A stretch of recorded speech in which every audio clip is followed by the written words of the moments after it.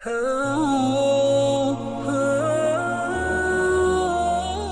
इन वाकयात से, इन जाली बातों से बाहर निकलें। ये सब के सब झूठ पे मबनी चीज़ें हैं। सूरह यासीन के अंदर अल्लाह ताला का वाज़ेह फतवा है, सूरह अल वाक़िया के अंदर है कि जो मर गया अब वो दुनिया में दोबारा वापस नहीं आ सकता। सीधी सी बात है। इस किस्म की अगर कोई चीज़ें होती तो हमारे नबी इस्लाम के साथ इस तरह का कोई वाक़या रिपोर्ट होता। हज़रत ईसा इब्न मरियम के हवाले से ये मुअज़ज़ा मिलता है, लेकिन वो हज़रत ईसा के साथ ख़ास है मुअज़्ज़ा। सूरतुल अंबिया का आप पहला सफ़ा पढ़ के देखें। काफिर यही इतराज करते थे कि जो अगले अंबिया के तुम वाकयात हमें सुनाते हो, इस तरह के मुअज़्ज़ात तुम्हें क्यों नहीं दिए गए? ठीक है, तो अल्लाह ताला ने उसके जवाब में फरमाया, क्या वो लोग ईमान ले आए थे जो तुम लोग ईमान ले आओगे? यानी ये अल्लाह ने डिसाइड करना है कि इस पैगंबर को कौन सा मुअज़्ज़ा देना है। हमारे नबी इस्लाम को दावे नबूवत के एतबार से जो मुअज़्ज़ा दिया गया है ना जी, वो है कुरान पाक का मुअज़्ज़ा। वैसे आपके टेंजिबल फॉर्म में हिस्सी मुअज़्ज़ात, फिजिकल फिनोमेना ऑफ नेचर को तोड़ने वाले बहुत से रिपोर्ट हुए हैं, बुखारी मुस्लिम में आए हैं, लेकिन जो दावा नबूवत वाला मुअज़्ज़ा है वो सिर्फ कुरान है, क्योंकि आपकी नबूवत क़यामत तक के लिए थी, लिहाजा आपका मुअज़्ज़ा भी क़यामत तक के लिए। आज ईसा इब्न मरियम या मूसा अलैहिस्सलाम के मुअज़्ज़ात को हम वाक़े के तौर पर तो बयान कर सकते हैं, लेकिन उसकी कोई फिजिकल एविडेंस के तौर पर ना तो मूसा अलैहिस्सलाम का वो आसा ला के पेश कर सकते हैं, और ना ही ईसा अलैहिस्सलाम का इस मुअज़्ज़े को हम रिप्रोड्यूस करके किसी को मनवा सकते हैं। लेकिन हमारे नबी इस्लाम का मुअज़्ज़ा वो है कि जो उस ज़माने में भी मुअज़्ज़ा था, शुअरा ने अपने कलाम फाड़ दिए, जिनको नाज था कि हम अहले ज़ुबान है। आज साइंस अपने उरूज पे है, कोई एक आयत भी ऐसी नहीं है जो इस्टेब्लिश साइंस के खिलाफ हो। लिहाजा कुरान हर ज़माने के टेस्ट के ऊपर पूरा उतर रहा है। लेकिन अगले अंबिया के मुअज़्ज़ात हम कुरान की बुनियाद पर उन्हें ईमान बिल गैब की हैसियत से मानते हैं। वो हमने देखे नहीं है, लेकिन कुरान वो मुअज़्ज़ा है जो हमने देख लिया है। तो अगर कोई इस तरह के मुअज़्ज़े रिपोर्ट हुए होते, अगले अंबिया वाले मुअज़्ज़े नबी इस्लाम के हवाले से, तो वो अहादीस की किताबों में आते। इस तरह का कोई वाक़या नबी इस्लाम के लिए रिपोर्ट नहीं हुआ कि मुर्दे को जिंदा किया हो। तो ईसा इब्न मरियम के बारे में जो रिपोर्ट हुआ वो तो साबित है। अब ये दावा करना कि अगले अंबिया को जितने मुअज़्ज़ात दिए गए थे वो नबी इस्लाम को दे दिए गए, तो ये बिल्कुल दावा बातिल है, कुरान के बिल्कुल खिलाफ है। वरना तो कुरान पाक में जो काफिरों का एतराज़ है, उसको उसके जवाब में अल्लाह ताला यही फरमा देता ना कि तमाम अंबिया वाले मुअज़्ज़ात इनको दे दिए गए हैं, लेकिन अल्लाह ताला ने तो इस चीज़ का इनकार किया। बल्कि सूरह बनी इसराइल में तो वो 9 मुअज़्ज़ात का जिक्र आया कि जो वो डिमांड करते थे कि तुम जो है वो आसमान पे चढ़ के दिखा दो, हमारे सामने चढ़ो, और तुम्हारे चढ़ने को भी नहीं मानेंगे।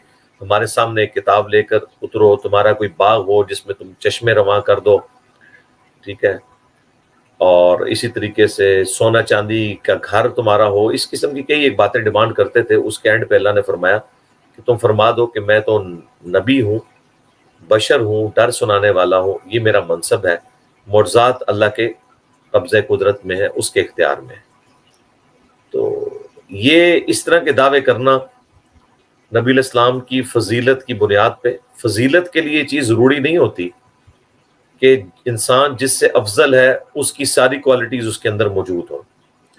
वरना मैं कई एक बातें कर सकता हूँ जो नबी इस्लाम की मुबारक ज़िंदगी में आपको नज़र नहीं आएगी। मसलन वकल्लमल्लाहु मूसा तकलीमा, अल्लाह ताला ने मूसा अलैहिस्सलाम के साथ कलाम फरमाया। इस दुनिया में सिर्फ एक शख्स है जिससे अल्लाह ने कलाम किया है, वो हज़रत मूसा अलैहिस्सलाम है।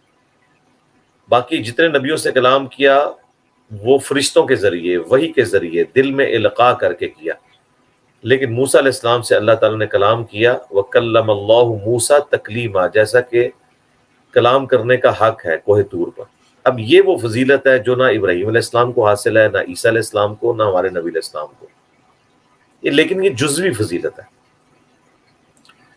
इसी तरीके से हज़रत ईसा अलैहिस्सलाम बगैर बाप के पैदा हुए हैं। ये वो फजीलत है जो हमारे नबी अलैहिस्सलाम को हासिल नहीं है। आप बाकी सारी झूठी रवायतें घाड़ लें मुअज़्ज़ात साबित करने के लिए भी, جو اکثر آپ وہ ایک جھوٹی روایت سنتے ہیں جی جابر بن عبداللہ کے 2 بیٹے تھے، انہوں نے ایک دوسرے کو قتل کر لیا اور نبی الاسلام نے زندہ کیا، بالکل جھوٹ ہے۔ ہم پھر یہ قیامت تک کے لیے ٹائم دیتے ہیں کہ یہ جو عیسیٰ ابن مریم کی فضیلت ہے کہ وہ بغیر باپ کے پیدا ہوئے ہیں، اور اس چیز کو اللہ نے ان کا معجزہ بیان کیا ہے قرآن میں، اور فرمایا کہ ہم مریم کے بیٹے کو جہان والوں کے لیے نشانی بنانے لگے ہیں بغیر باپ کے پیدا کر کے، ان کو بھی اور ان کی ماں کو بھی۔ یہ والی فضیلت ہمارے نبی علیہ السلام کے حق میں آپ کیسے ثابت کریں گے؟ کیونکہ وہ تو بغیر باپ کے پیدا نہیں ہوئے۔ ٹائم قیامت تک ہے۔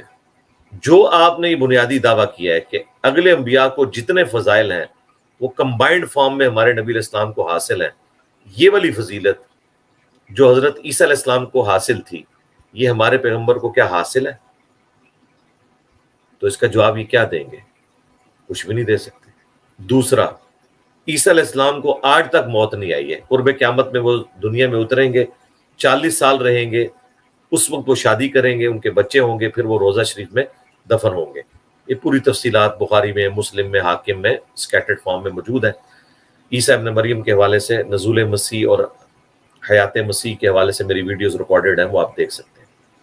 تو اب مجھے بتائیں، نبی علیہ السلام تو دنیا سے تشریف لے گئے، لیکن عیسیٰ ابن مریم کو اتنی لمبی اللہ نے زندگی دی ہے، دنیاوی زندگی میں اٹھائے گئے، ابھی بھی آسمانوں پہ ان کی عمر ایک جگہ پہ رک گئی ہوئی ہے، لیکن بہرحال زندہ تو ہیں، وہ موت تو انہیں نہیں آئی ہے، قیامت سے پہلے اتریں گے۔ اب یہ والی فضیلت کیا ہمارے نبی علیہ السلام کے حق میں یا کسی اور پیغمبر کے حق میں ہے؟ بخاری مسلم میں آتا ہے کہ قیامت والے دن سب لوگ ننگے اٹھائے جائیں گے، سب سے پہلے حضرت ابراہیم علیہ السلام کو لباس پہنایا جائے گا۔ اب یہاں پہ ابراہیم علیہ السلام سارے انبیاء پہ بازی لے گئے۔ بخاری مسلم دونوں میں حدیث ہے، ایک یہودی اور ایک مسلمان کا جھگڑا ہوا، یعنی ایک صحابی کا۔ اس صحابی نے کہا کہ اللہ تعالیٰ نے نبی علیہ السلام کو تمام جہان والوں پہ فضیلت دی ہے، یہودی نے کہا کہ موسیٰ علیہ السلام کو تمام جہان والوں پہ فضیلت دی ہے۔ اسی جھگڑے کے دوران اس صحابی کو غصہ آیا، اس نے یہودی کے منہ پر تھپڑ دے مارا۔ وہ شکایت لے کے نبی علیہ السلام کے پاس حاضر ہوا، تو آپ علیہ السلام نے اپنے صحابی کو ڈانٹا۔ آپ نے فرمایا مجھے تو یونس پہ بھی فضیلت مت دو، تم نے موسیٰ کے اوپر مجھے فضیلت دی ہے۔ یعنی آپ علیہ السلام اس طرح کی فضیلت کو ناپسند فرماتے تھے جس میں آپ کسی دوسرے کو ڈیگریڈ کریں۔ پھر آپ نے حضرت موسیٰ علیہ السلام کی وہ فضیلت بیان کی جو کسی پیغمبر کو حاصل نہیں ہوگی۔ آپ نے فرمایا قیامت والے دن سب سے پہلے جب مجھے اٹھایا جائے گا تو میں دیکھوں گا کہ موسیٰ علیہ السلام مجھ سے پہلے ہی عرش کا پایہ تھامے کھڑے ہیں۔ مجھے نہیں پتا کہ ان کو مجھ سے پہلے اٹھایا گیا ہے یا ان پر قیامت کی بے ہوشی طاری نہیں ہوئی، بسبب اس بے ہوشی کے جو دنیا میں وہ اللہ کی تجلی کی وجہ سے برداشت کر چکے ہیں۔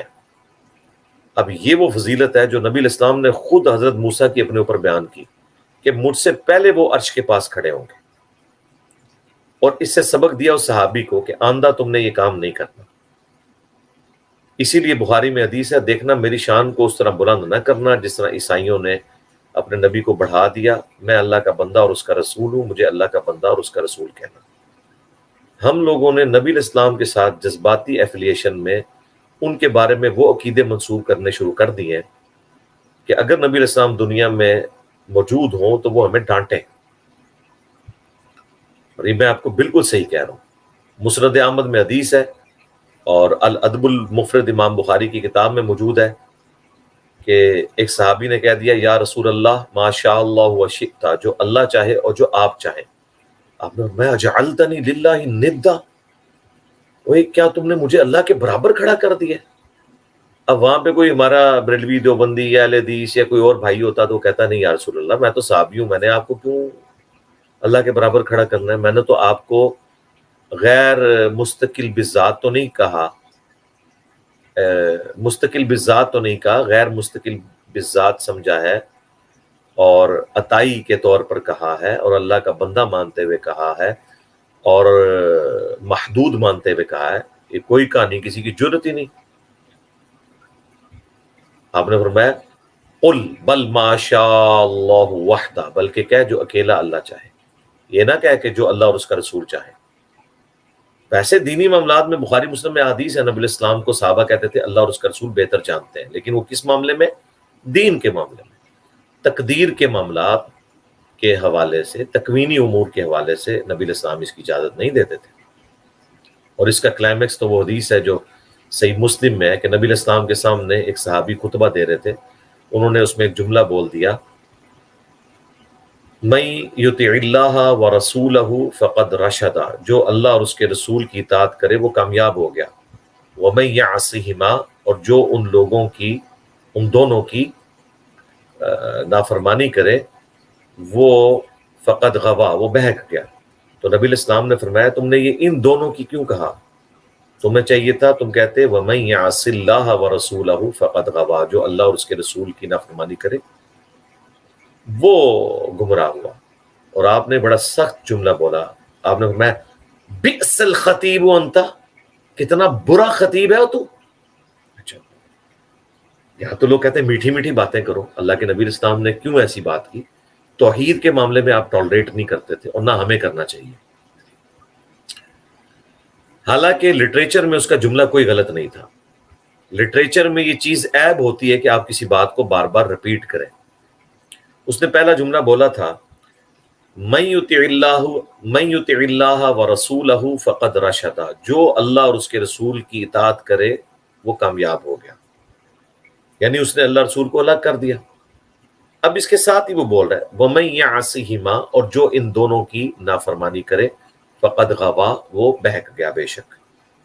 اب لٹریچر میں کوئی خرابی نہیں تھی، لیکن نبی الاسلام نے ان دونوں بولنے کے اوپر بھی آبجیکشن کر دیا، چاہے وہ کانٹیکسٹ میں جملہ درست تھا، آپ نے فرمایا نہیں ان دونوں نہیں بولنا، دوبارہ سے بولو وَمَن يَعْصِ اللَّهَ وَرَسُولَهُ فَقَدْ غَوَىٰ، جو اللہ اور اس کے رسول کی نافرمانی کرے وہ گمراہ ہوا، ان دونوں نہ کہو۔ اور ساتھ کتنا سخت جملہ بولا بئس الخطیب انت، کتنا برا خطیب ہے تو۔ اور ابو داؤد میں آگے الفاظ ہیں، یہ تو مسلم میں تو اتنی حدیث ہے، ابو داؤد میں الفاظ ہے، آپ نے فرمایا اذهب، یہ چٹکی میں نے ماری ہے نبی الاسلام کے اس غصے کے اظہار کے لیے، اٹھ نکل جائے ادھر سے۔